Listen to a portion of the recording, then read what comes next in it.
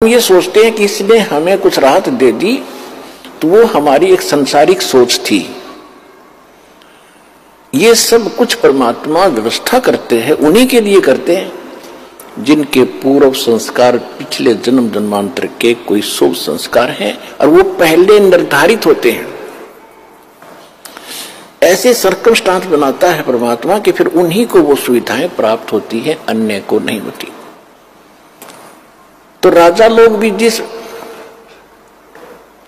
शक्ति की आस करते हैं तो वो कितनी प्रबल और कितनी सुखदाई, अर्थात वो सभी काम हमारे सर्व काज करने वाली वो पावर है। इसलिए उसकी खोज राजा लोग भी राज त्याग कर भी किया करते थे।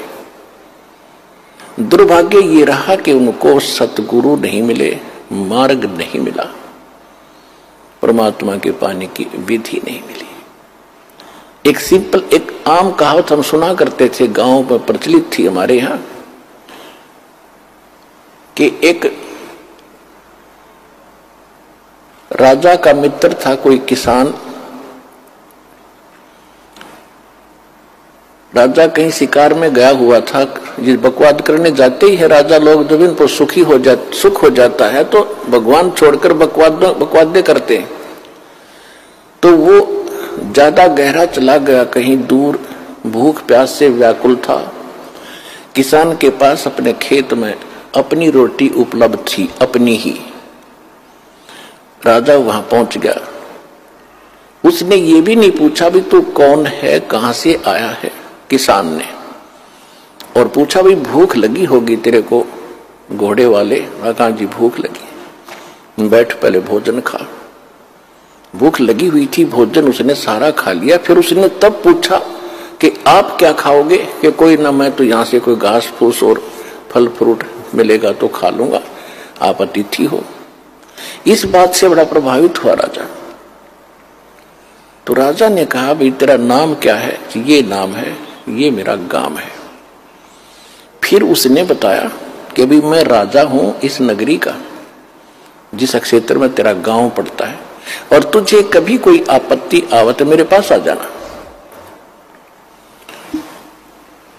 कुछ वर्ष उसको उसने एक ऐसा बना के दे दिया, अपना ऐसा कोई आइडेंटिटी उसको बनाकर दे दी कि तेरे को कोई नहीं रोकेगा, कभी आ जाना मेरे राजमहल तक, यानी मेरी रेजिडेंस तक भी आ जाना। तो इतना प्रभावित हुआ राजा उस किसान के इस बात को देखकर के अपने मुंह से रोटी निकाल कर अतिथि को दे दी। ये छोटी बात नहीं, ये पिछले संस्कार ही होते। तो वहां पहुंचा। एक दिन उसको कोई बात याद आ गई कि अभी राजा से मिलकर आते हैं। कुछ सूखा गिर गया था, वो सूखा तो फिर सारी नगरी में गिर रहा था। राजा था, जब वो पहुंचा, राजा मुसलमान था, बाहर बैठा अपना कोई नमाज कर रहा था, और वो सीधा ही पहुंच गया। वो दिखा करके वो पासपोर्ट राजा वाला,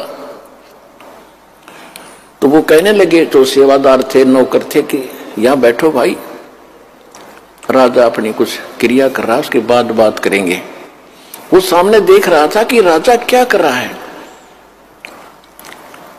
जब राजा खड़ा हुआ, कुशल मंगल पूछा, तो उसने पूछा किसान ने कि पहले ये बताओ आप ये क्या कर रहे थे। राजा ने कहा कि मैं भगवान से, अल्लाह से अपने राज में, अपने घर में सुख की कामना कर रहा था। अकाल गिर गया है, इसके लिए दुआ मांग रहा था। तो किसान कहने लगे, अच्छा, अरे मैं तो भिखारी के पास आ गया भाई, उससे तो मैं न मांग लूंगा अपने घर पे, फिर तेरे से क्या जरूरत है मुझे मांगने की।